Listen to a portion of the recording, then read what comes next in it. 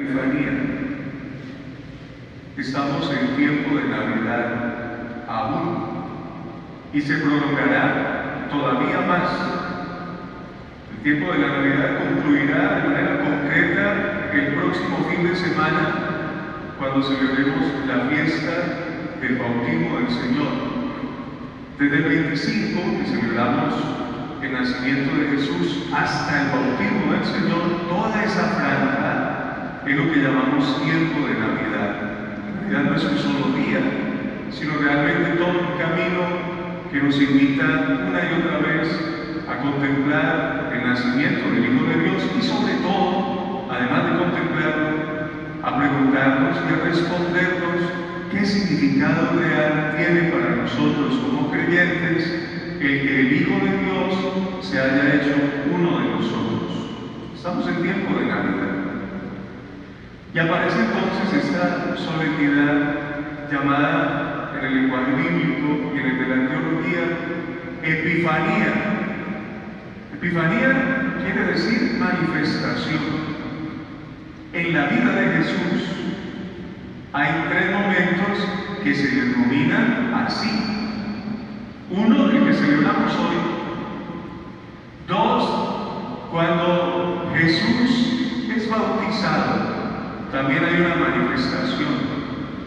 Y tres, cuando va a empezar su ministerio público y entonces se sucede el acontecimiento de las bodas de Caná, también hay una manifestación. Eso, para decirlo de manera rápida y simple, en la vida de Jesús son los tres acontecimientos que llamamos epifanías, manifestación de Dios a los demás. Hasta el momento, Jesús ha sido mostrado o anunciado apenas a un grupito de pastores que pasaban la noche cuidando a los rebaños cuando se sucede el nacimiento.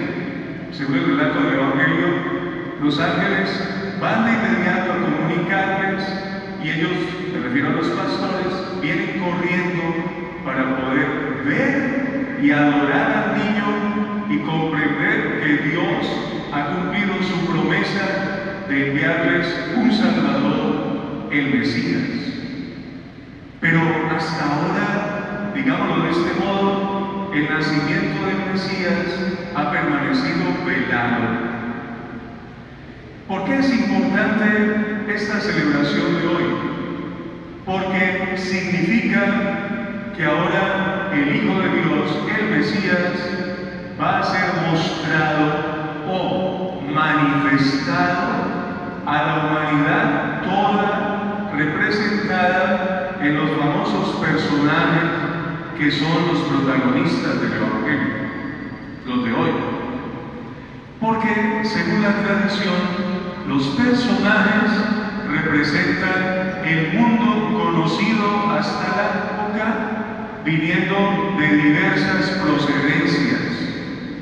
En resumen, Jesús se mostrará a su pueblo, sí, pero también se mostrará a todo el mundo, es decir, cruzando la frontera de su propio pueblo, y hoy es el inicio de esa manifestación con estos personajes. Lo que nos lleva a suponer, claro, nos estamos adelantando, que los personajes, después de encontrar con Jesús, irán a contar a sus propios pueblos qué es lo que ha acontecido. Ese es el sentido de la Epifanía o de la manifestación de Jesús con esta celebración. ¿Cuántos eran los personajes? Tres. Estoy preguntando. Tres. ¿Cómo se llamaban? Gaspar, Melchor y Baltasar. ¿Cómo me llamaban? Gaspar, Melchor y Baltasar. Melchor, Gaspar, Baltasar. ¿De dónde venían? De Oriente. ¿A qué se dedicaban? Mercadeo eran. Aquí. ¿Quién les dijo todas esas cosas? ¿De dónde las sacaron? Las enseñaron. No, a ustedes, ¿quién les dijo Pues lo pregunto porque el Evangelio no nos dice nada de eso. El Evangelio que hemos escuchado hoy, que es el único que nos habla acerca de este acontecimiento, no nos menciona cuántos eran, no nos dice cómo se llamaban. A duras penas nos deja intuir su procedencia y quizá su ocupación, pero de resto no hay nada más. Bueno, sí, hay un dato muy preciso que fue el que permitió deducir a la larga cuántos eran.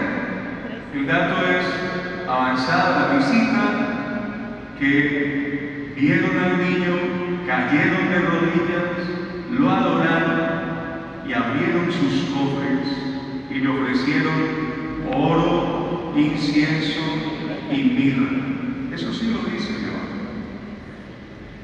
Pero no quiere decir que lo que he preguntado y lo que sabemos y hemos respondido no sea, al contrario, basados en el Evangelio.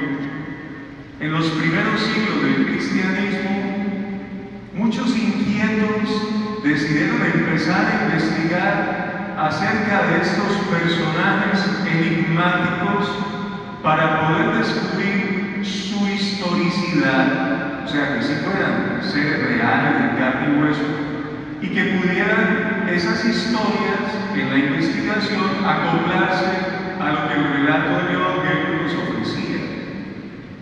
Así que, más o menos en el siglo VI, ya había toda una realidad ofrecida por la tradición de la Iglesia que llegó a complementar lo que el Evangelio nos está ofreciendo. Entonces, a la larga, arrojado el resultado de la investigación, deduciendo que eran tres, inmediatamente la enseñanza fue encaminándose para decirnos, no iban solos, cada uno iba acompañado, digámoslo en lenguaje coloquial, con una comitiva, con un grupo que indudablemente rodeaba al que era cabeza de tal. Y dieron un signo cósmico que les indicaba que algo extraordinario había acontecido en el universo.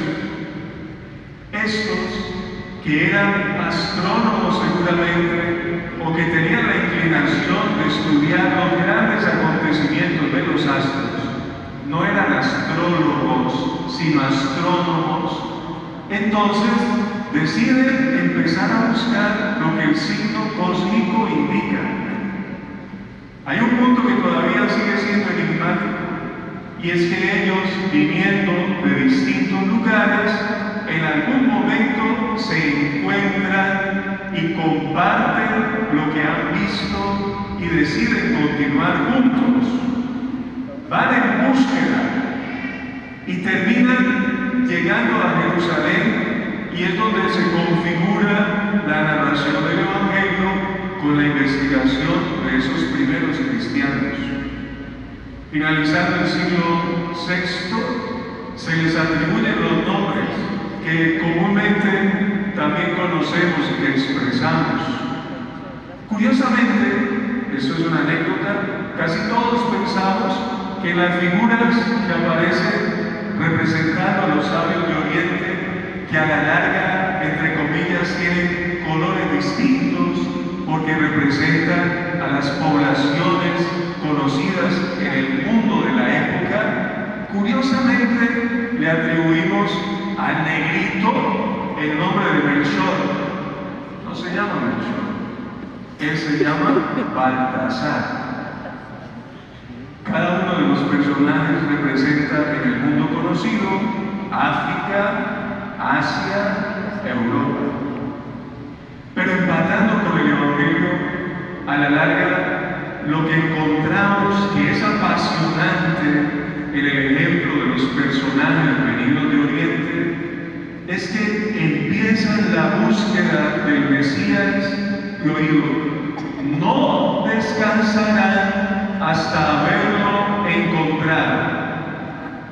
Por eso el pasaje del Evangelio hoy nos ofrece una una especie de espejos para poder leer en ellos nuestras actitudes cristianas. O sea, ha nacido el Hijo de Dios, nosotros lo recordamos año tras año, nos llenamos de alegría y gozo, lo representamos, celebramos, recordamos ese nacimiento. Pero ¿qué pasa con nosotros? Ese nacimiento tiene algo que ver realmente, nos invita, nos motiva, nos transforma. ¿Cuál es nuestra actitud frente al nacimiento del Hijo de Dios y lo que su significado tiene? Por eso, ha nacido el Hijo de Dios y los personajes en el Evangelio son Herodes, los sumos sacerdotes y los escribas y los personajes venidos de Oriente. Y en cada uno de ellos decimos, vemos espejos, porque la actitud de cada uno es distinta. Herodes, frente al nacimiento del Hijo de Dios, quiere atornillarse en el poder a como dé lugar. Pasará por encima de quien sea y hará lo que sea porque ve en el nacimiento una amenaza. De hecho, cuando llegan los sabios de Oriente, la pregunta es, ¿dónde está el nuevo rey? ¿Qué es eso del nuevo rey? Y el evangelista nos regala una frase para indicarnos lo que pasa.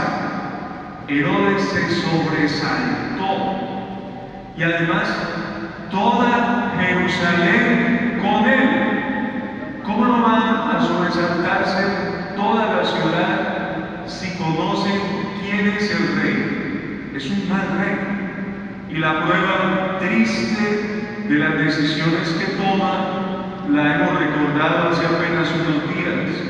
Conmemoramos el martirio de los santos inocentes. No irá a ver al niño, no se le mostrará. Para él el nacimiento es una amenaza, así que decide exterminar a todos los niños, buscando con ello que su poder y su trono no tambaleen. Ese es un espejo. Luego, los sumos sacerdotes y los escribas se parecen a las señales que nos encontramos en las carreteras cuando vamos de paso. Las señales nos dicen para dónde ir, pero las señales no se mueven ni van con nosotros, permanecen estáticas. Y la actitud de estos personajes, sacerdotes y escribas, es algo así. Saben la profecía, saben dónde tiene que nacer el Mesías. Han llegado unos a anunciar que parece que ya nació. Lo que se esperaría es que todo esto que se ha anhelado durante siglos, frente a la más mínima noticia de que se ha cumplido, desaten todos, particularmente las autoridades religiosas, el afán de ir a constatarlo, pero no lo hacen. Herodes los llama, les pregunta dónde tiene que nacer el Mesías. Ellos seguramente cruzan lo que conocen de las profecías y responden, tiene que nacer en Belén.